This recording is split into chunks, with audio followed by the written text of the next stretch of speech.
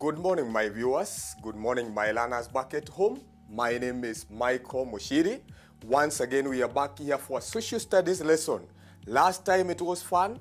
Today, I promise you, you're going to learn a lot and you're going to enjoy the lesson. So sit there, relax, prepare yourself, and we said, anytime we are having a lesson, it is very much important for you to have a book.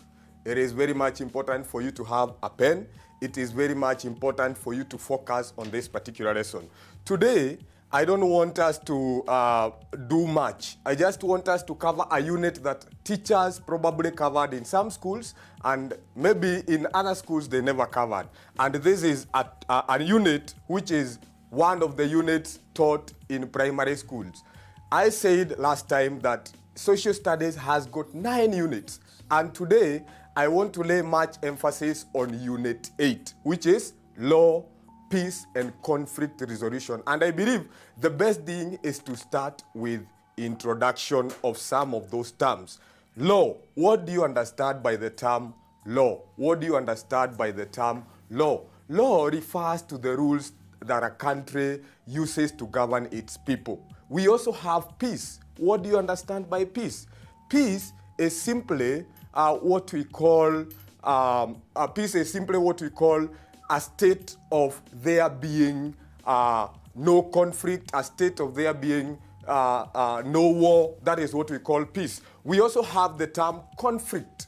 Conflict in this particular case means that there is a disagreement. You can be having a disagreement between you and your teacher, you and your parent, you and any other person. That is what we call conflict. And then we have resolution. A resolution is simply a solution to that particular conflict.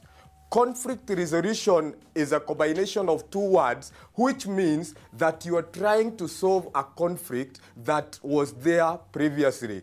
You are trying to come up with an agreement towards getting a lasting peace. So law, peace, and conflict resolution and related questions. Now, candidate, there is this particular area which most of the learners have a challenge with.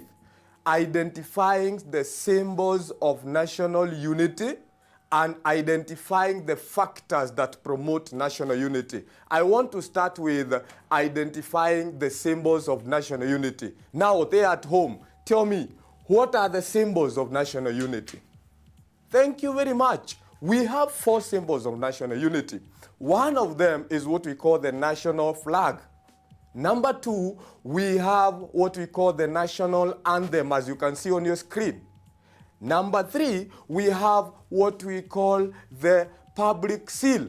And number 4, we have what we call the coat of arms. These are the 4 symbols that are known as symbols of national unity.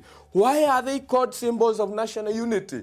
The reason is they distinguish our country, Kenya, from the rest of the countries. You can differentiate our country from the others. Therefore, they are used as a symbol of our nation, Kenya. I want to start by describing some of the things that are found in our national flag.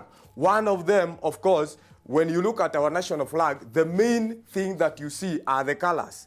Imagine, those colors are very much important because each of them represents something that is wonderful. For example, the topmost color of our national flag is black. Black represents our color. Look at my color. I have my unique color as an African, which is different from people from Asia, different from people from Europe. That is one of the things that represents that the people who live in Kenya, most of them are Africans, and that is why they have that dark color, which is represented in our flag in the symbol of black color. Number 2, we have what we call the white color. Color white in this particular case represents the peace that we enjoy as a country. Even right now as we speak, there are some countries in Africa, there are some countries in the whole world that are still fighting, but our country is at peace. I think the only war that we are having right now is the invisible war of Corona. But in this particular case, we are enjoying the peace because we are not fighting among ourselves. We have another color, which is the red color. This color represents the blood that was shed by our freedom fighters. They fought those people who colonized our country, and they were able to emerge victorious. And they shed a lot of blood trying to restore peace and to restore independence in our country, which we enjoyed previously. And this is what we are enjoying now as I speak, because that is part of independence. And the last color that we have is the green color. The green, in this case, represents the vegetation. The vegetation cannot exist in an area where we don't have fertility, where we don't have enough rainfall. So the color green represents the fertile land. It represents the crops that Kenya grows to sell. It represents the colors that the crops that Kenya grows for its people in terms of food and what have you. So colors are very important in our national flag. At the central part of it, you can see we usually have a shield and we have the spears. These ones are readiness to defend our country at all cost. That is one of the symbols of national unity. Another symbol of national unity that we have is the national anthem. Our national anthem is sung in two languages. We have English language and we have Swahili language. Anytime we are singing this song, it is a prayer for our country. Anytime we are singing this song, it is our wishes as Kenyans. So our national anthem being a prayer, it reminds us about some of these few issues. One, our wishes as a country. Number two, the readiness to defend our Republic of Kenya at all costs. And I believe that is what we are doing right now. Our government is very keen on defending its citizens against this pandemic that has come without our consent. Defending our justice. Remember, justice is equity before the law for all of us. We are supposed to enjoy justice at all costs. We have our magistrates, we have our judges, we have our court system. These courts are for all of us because they use our laws in this particular country. The other one is to protect our national heritage. National heritage. Heritage in this case refers to those things that we inherited that are good from our ancestors. How can we preserve them, including the animals that are in existence? We as a country should protect them at all costs for our future generation. It also reminds us how we should live with peace, how we should live with love, how we should embrace our national unity, and we should also enjoy our liberty. So our national flag has so much that it represents. Our national anthem as well has so much that it communicates to us. So anytime you sing our national anthem, make sure you respect it, because apart from it being a prayer, it is also part of us as a country, and that is what we use to propel us as we continue growing our country. Symbol number 3, coat of arms. The coat of arms. Our coat of arms is very important. Why is it important? One, it is used as our national badge. It is used as our national emblem. This badge, you are likely to find it appearing in very important items. For example, look at the ID of your parents. If you look at it, you will find there is a coat of arms in it. Look at the passports that we use.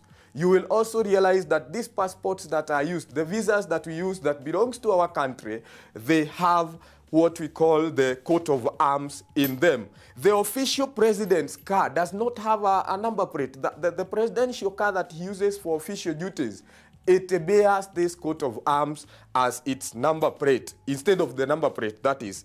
The berets that are worn by our government officials, like the district commissioners, like the county commissioners, those berets that they put on usually has got the coat of arms in it. Coat of arms consist of other things like the crops, the pyrethrum that we grow, the tea that we grow. You are also likely to find it in the coat of arms. It also has got the statement which we use as our national motto, Harambee, putting resources together, coming together for development. And through Harambee, our country has been able to come up with very good schools, with very good hospitals. So coat of arms is a very important symbol of national unity. The last one is the public seal. The public seal. A seal in this particular case is like a signature, is like a stamp.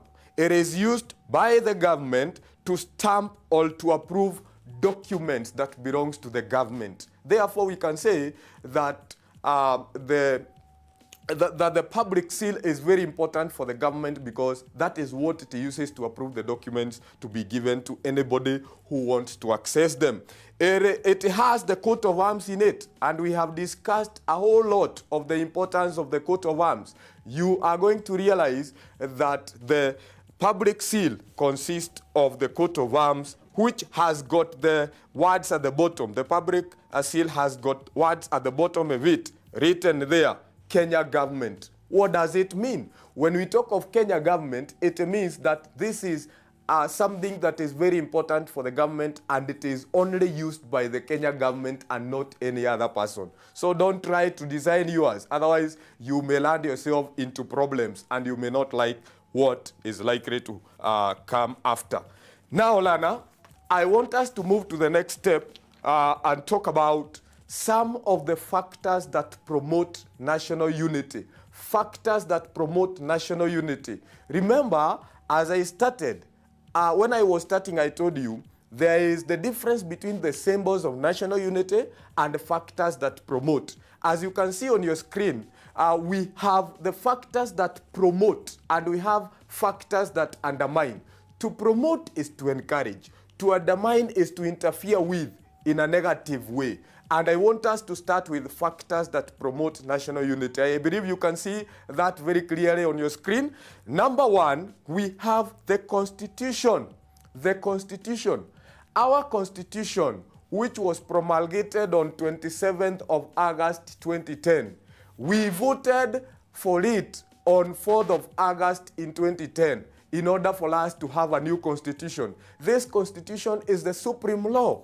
It is what all the other laws are anchored to. And therefore, anytime we are using our national constitution, we should know very well that this constitution represents our unity as Kenyans, because it does not choose that it is going to work for this person and not for this other person. It is for all of us. So the Constitution of Kenya, the supreme law, it has 18 chapters, which we call elements. And the main chapter there that we enjoy as citizens is chapter 4, which consists of our rights that we enjoy every day. Number 2, we have the use of national language. Do you understand Swahili? That is our national language. That is the language that most Kenyans communicate using. So Swahili being our national language, it is used by all the communities. I may not understand your language. I may not understand the other person's language, but in Kiswahili, basic Kiswahili communication can be made by all people, young and old. Number 3, we have a uniform curriculum. Today as we speak, the curriculum that we are using is the 844 up to class 5. Then we have the CBC from grade 4 downwards. These two curriculums are operating to all members of this country, to all the children in this country, apart from those probably who are studying the international curriculum. But Kenyans who are in our public schools, Kenyans who are in our private schools, they are using this uniform curriculum system of education. We have the socio-economic interactions. Socio-economic interactions. We interact in so many ways. We interact in social gatherings, sports, we interact through trade.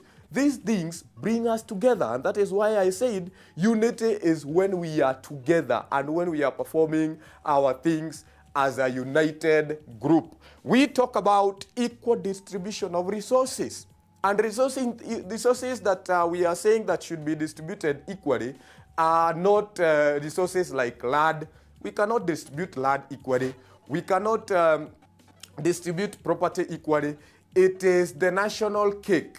If the government collects money through taxes, how is that money distributed to all the citizens to benefit in development projects, building roads, building hospitals? If this money is not distributed well, then it means there is some sort of segregation, and that one is not very good for our country, because people will feel, I think a certain quota is loved than the other. Therefore, this money should be divided equally in form of CDF and the other fundings that the government uses. We have our national philosophies. National philosophies. A philosophy is a belief that we have as a country. Kenya has had three philosophies. The first one was the African socialism, which was established in 1965 by Mzee Jomo Kenyatta and Tom Mboya. This one is a philosophy that looks into equality, human dignity, traditions. It has a lot that it carries. The other philosophy is the Harambee philosophy, which was introduced by Jomo Kenyatta in the year 1963. This one has led to development of schools and hospitals. And up to now, I believe people do Harambees. These Harambees are to help each other, and they bring us together in order for us to try and uplift each other's welfare. And the last philosophy is what we call Nyayoism, which was introduced by the late Daniel Toroitich Arap Moi in the year 1978. It was anchored into the three pillars, that is the peace, love, and unity. And I believe up to date, we are people who love each other as a country. And anytime a Kenyan has found themselves into problems, I always find the other Kenyan assisting without asking them, where do you come from? That is a way of showing that as a country, we are united, and we get united even when we are not expected, because we are made of who we are as Kenyans. Then we have the government policy. What about the government policy and being a factor promoting national unity? This is it. Anytime you are employed by the government to serve as a civil servant, you can be deployed in any part of this country to work. It doesn't matter the language you communicate, because I said the first thing that you need to know is Swahili. Swahili being the language of communication in Kenya as a national language, you can communicate to very many people from all corners of this country. Therefore, government policy of deploying its workers from any part of this country is a way of promoting national unity. The National Assembly. The National Assembly in our country has got 290 members of parliament who are elected to represent the 290 constituencies. It is very important to know that these constituencies are in Kenya, and this is where all the Kenyans are, meaning anytime you see the parliamentarians seated in that assembly, they are discussing about us because they represent us. They are our representatives. That is why we elected them to serve. Therefore, it is very, very much important for us to know that these 8 factors that are listed on our screens are some of the factors that promote national unity in Kenya. Let us talk about factors that undermine national unity now. Factors that undermine national unity. What is to undermine?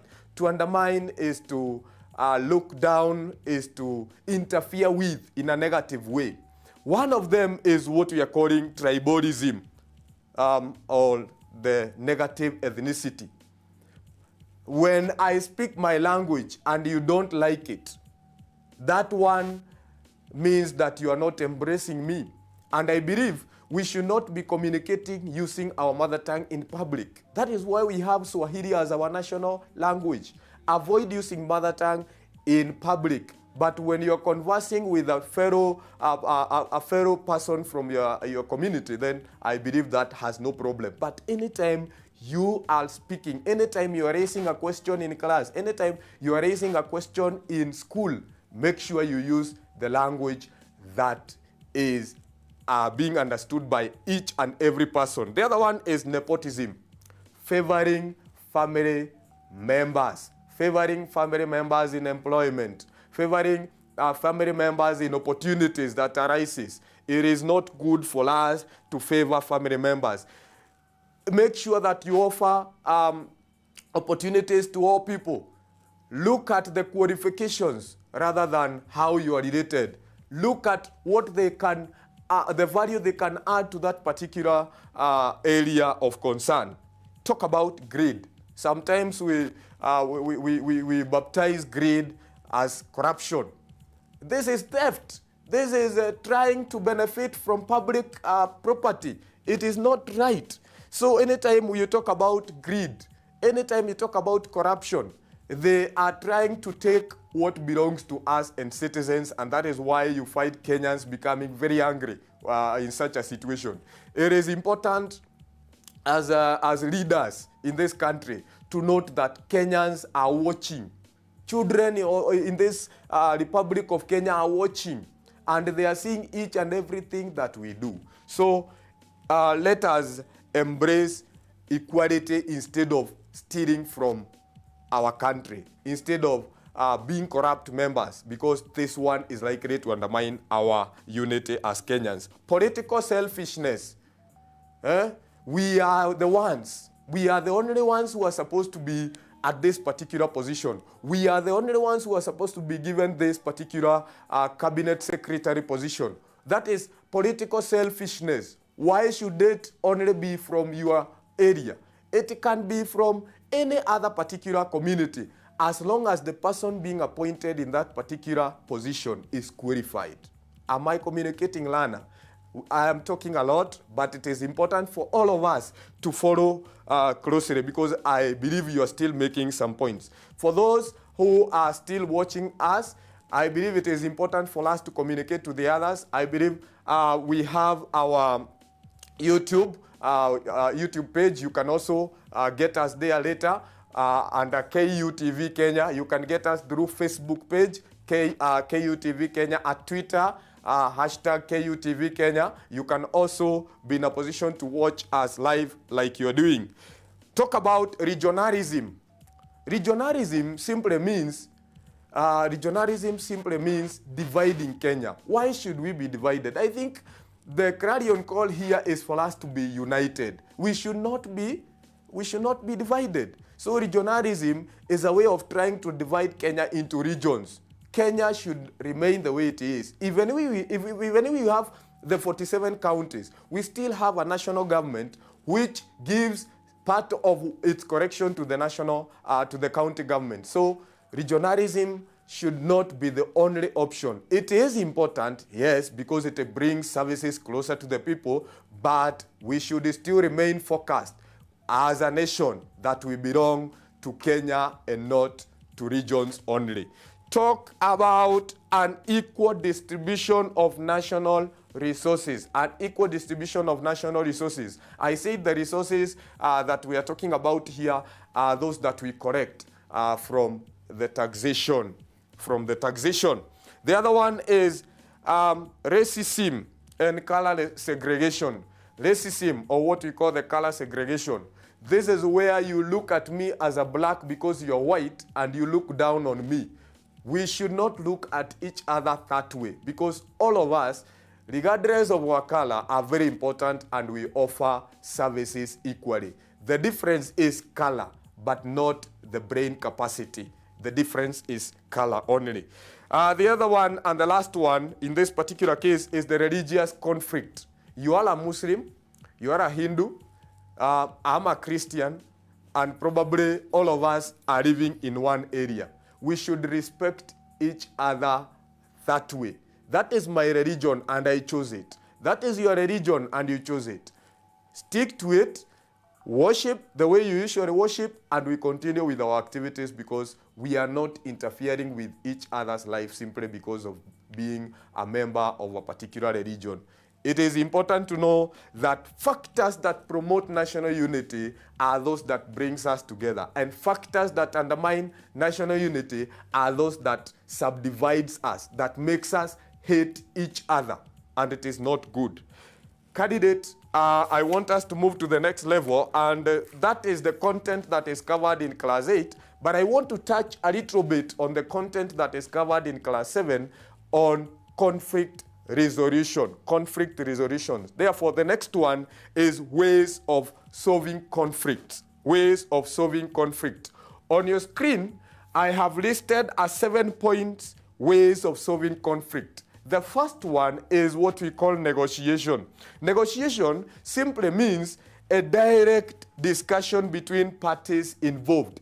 Direct discussion between parties involved. Direct discussion in this case is when you are talking one-on-one with that person. The parties involved. I have a conflict with you. We decide to sit down and discuss about that particular issue. That is what we call negotiation. Sometimes negotiation may require a third party called the negotiator. But the negotiator in this case is only to try and reduce the heat that may erupt from the disagreement that we have. Dialogue is another way of resolving conflict. Dialogue.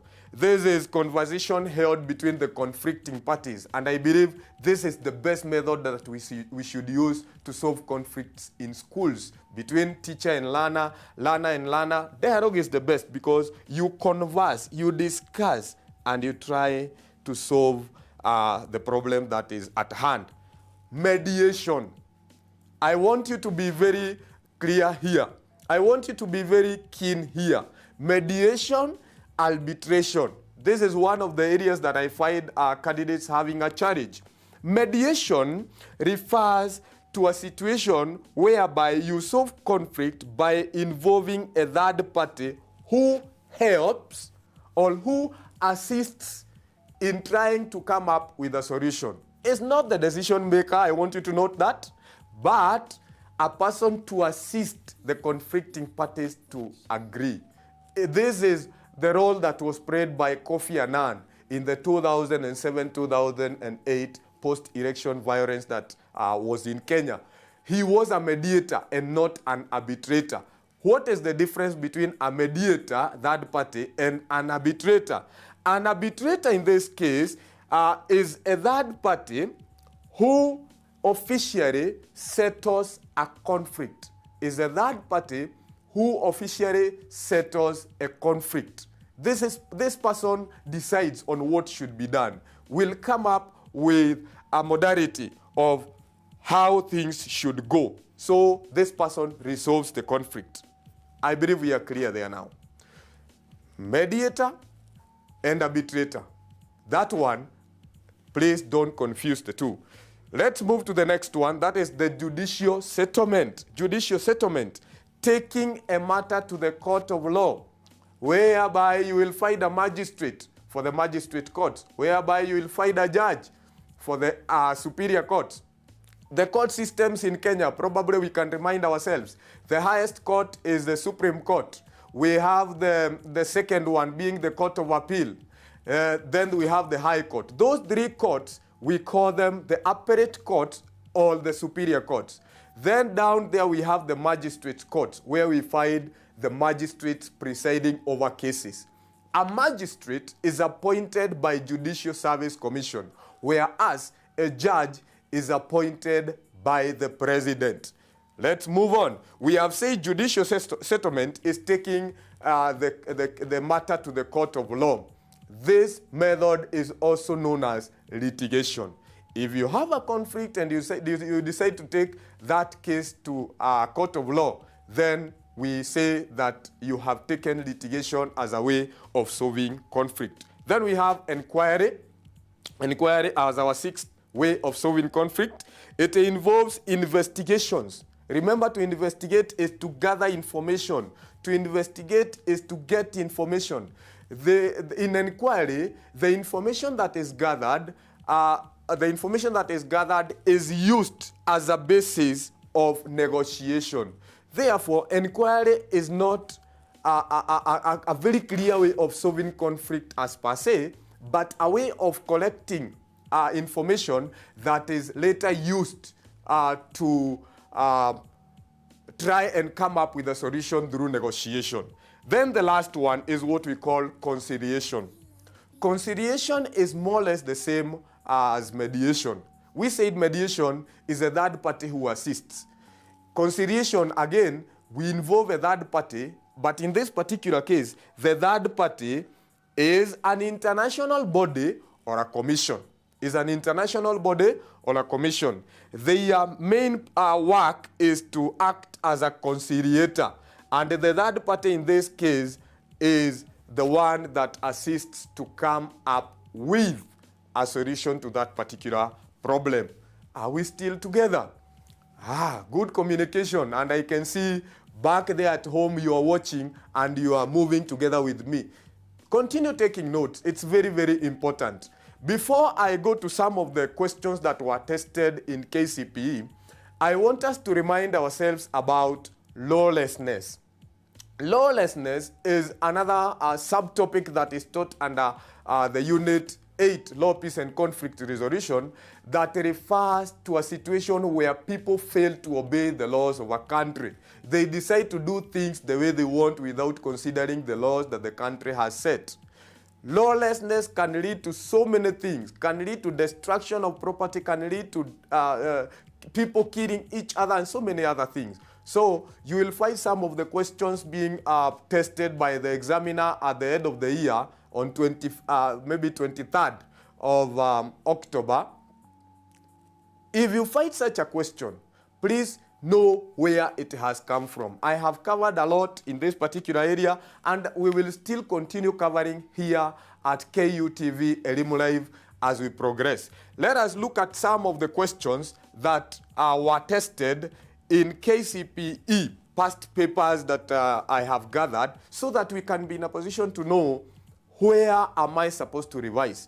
For example, one of my questions was a KCPE question 2000, question 51, and the question was, 3 of the following are symbols of national unity in Kenya. Which one is not? Which one is not? I took you through the factors that the symbols of national unity, and I said there are 4. Which of them is not among those that I listed earlier? Candidate? Correct. The armed forces. Maybe I can elaborate a bit about the armed forces. Armed forces is what today we refer to as the Kenya Defense Forces, which is one of the national security organs. The Kenya Defense Forces is subdivided into 3. We have the Kenya Army, which deals with the protection of our country borders on land. We have the Kenya Navy, which protect our country against external attacks on territorial waters like the Indian Ocean and probably Lake Victoria. Then we have the Kenya Air Force, which protects our country against external attacks on air. They use jets, the aeroplanes. They protect our airspace against any attack. These 3 are the ones that combined together, they form what we call the Kenya Defense Forces. Remember, we usually say the president is the commander-in-chief of the armed forces. The president is the commander-in-chief of the armed forces. He can declare war to any country using these Kenya Defense Forces, but only through the approval of the National Assembly, only through the approval of the National Assembly. So the correct answer to that question, KCP 2000 question 51, was supposed to be armed forces, because the question is asking for which one is not a symbol of national unity. I believe the one that we are supposed to put there is the public seal. Question number 2, we look at the question number 2. The color of the national flag of Kenya, which represents peace. The color of the national flag of Kenya, which represents peace. We have white, green, black, and red. We said it is white. Why white? White means peace. Actually, even in the layman's language, anytime you see white, it shows some sort of peace, some sort of there is no problem. But when you see red, in most cases, red shows danger. And that is why I said in our national flag, the red shows the blood that people who fought for our country shed. And anytime you're shedding blood, it is not through a very simple way. It is when you are struggling. It is when you are feeling pain. You cannot shed blood when it is very peaceful. So white represents peace in this particular case, and it is the correct answer. Question number 3. Look at question number 3. KCP 2003, question 54. Who among the following leaders is responsible for keeping law and order in a location in Kenya? Remember, Kenya is subdivided into counties, that is the 47 counties, each of them under the governor as the head, and the county commissioner as the senior most administrator representing the president in that county. County commissioner is also in charge of security in the county. Then below it, we have the sub-county. The sub-county is headed by the sub-county commissioner. Initially, we used to call the sub-county the district, and the districts were being headed by the district commissioners. Then we have the division headed by the district officer. Then we have the location headed by the chief. This is the question.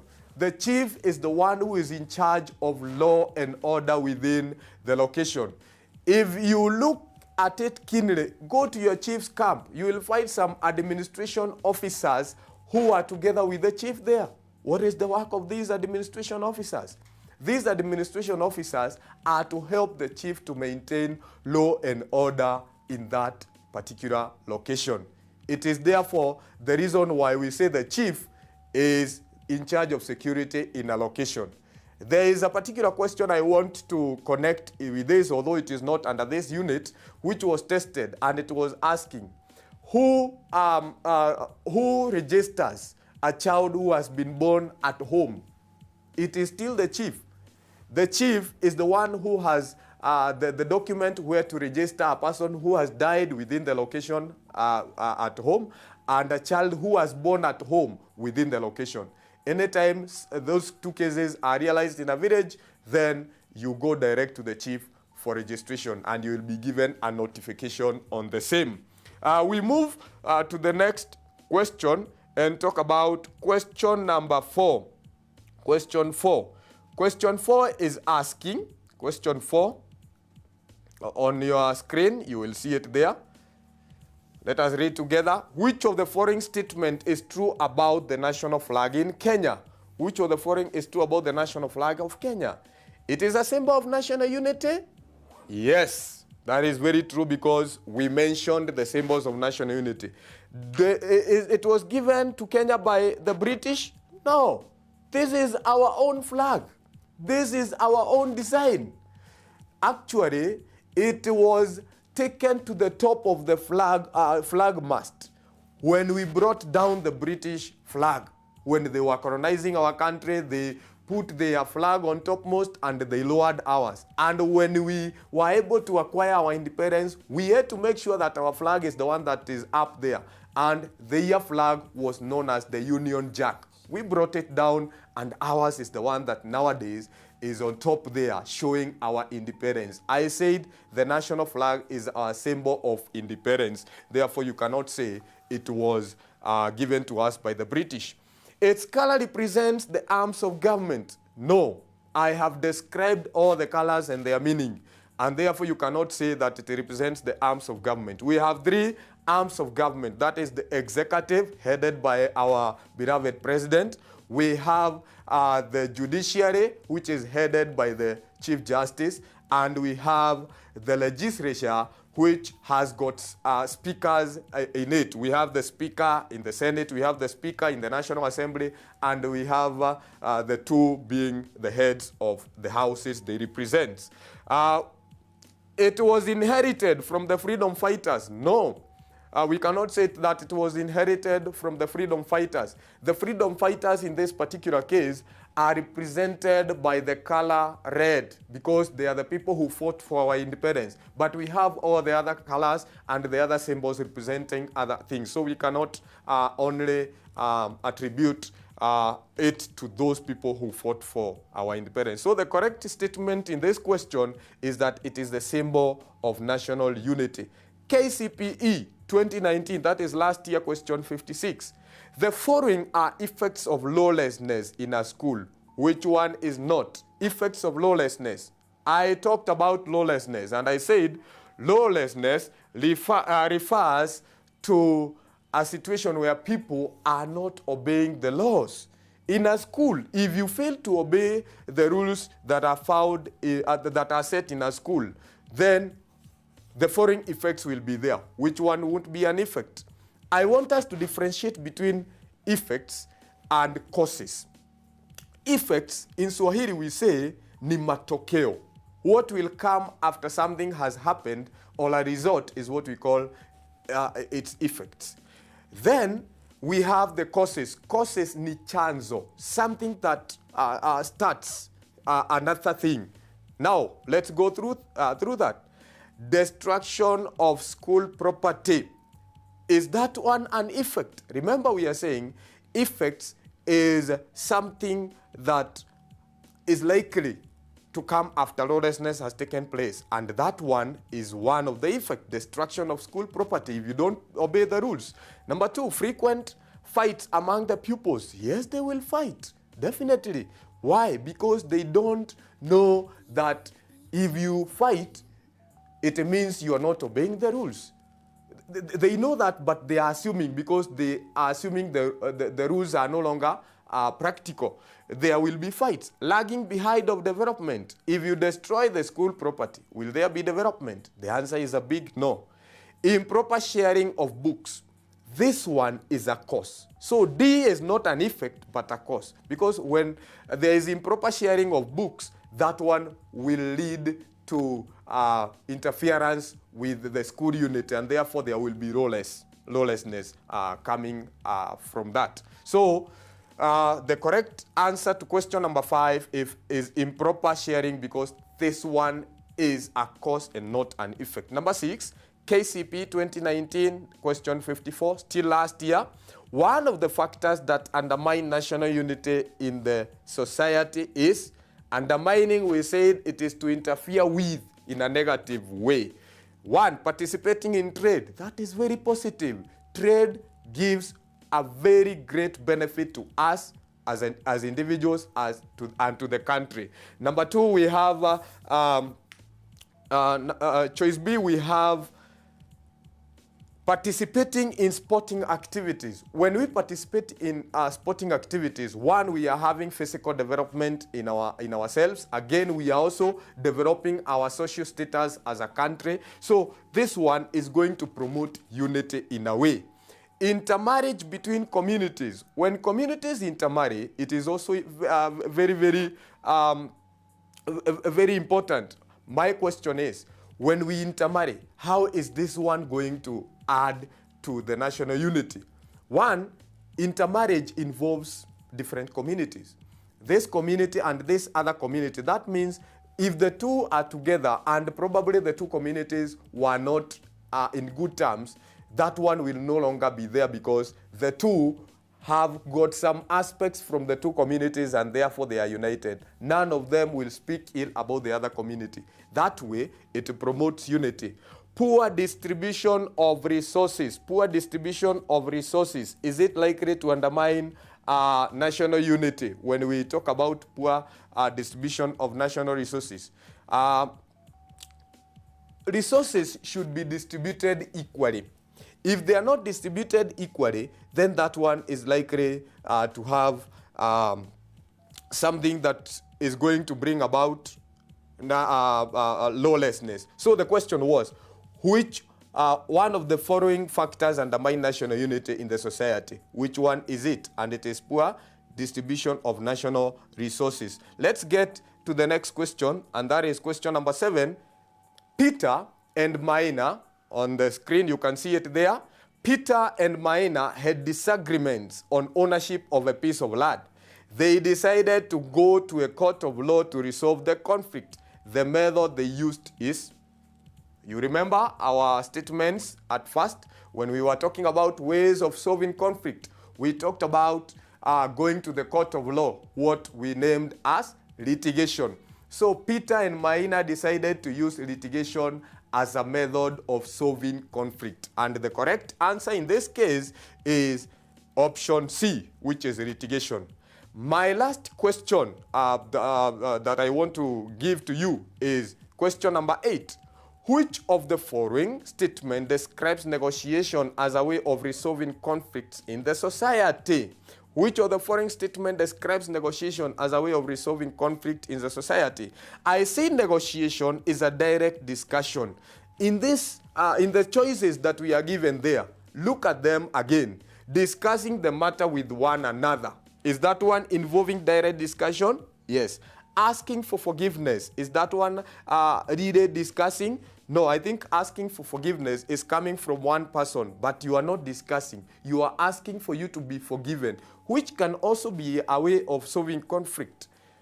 Involving the third party. Involving the third party. Third party can be there as a negotiator, but here we are talking about discussion, taking the matter to the court, that is the litigation. So the most correct answer here is discussing the matter with one another. This is what we call negotiation. This is what we call solving conflict through negotiation. So this is a unit that we have covered here. And I believe if we are in a position to continue this way, we are going to do a lot. So kindly, candidate, as you prepare for your KCPE there at home, there is one thing I want to remind you. It is important to read. Get books, get questions, sample them the way I have sampled them. Try to look for the answers from the books. Stop guessing. Stop trying to joke around with words so that you get the most appropriate one. It all depends with you. Sit down with books, with questions, analyze your work, and you will find yourself scoring very well. So I want to remind you once again as we wind up. One, you can get this lesson through YouTube. You can also be in a position to continue following us live every Monday to Friday. We have teachers right here teaching you different subjects all through both primary schools and secondary schools candidates, because we don't want you to blame teachers. We are teachers and we mind about your welfare a lot. Take time, listen to us, take notes, and I know by the end of it all, you will benefit from that teaching that we are giving you. Until next time, I wish to stop at that, and may God bless you as you continue revising. Goodbye.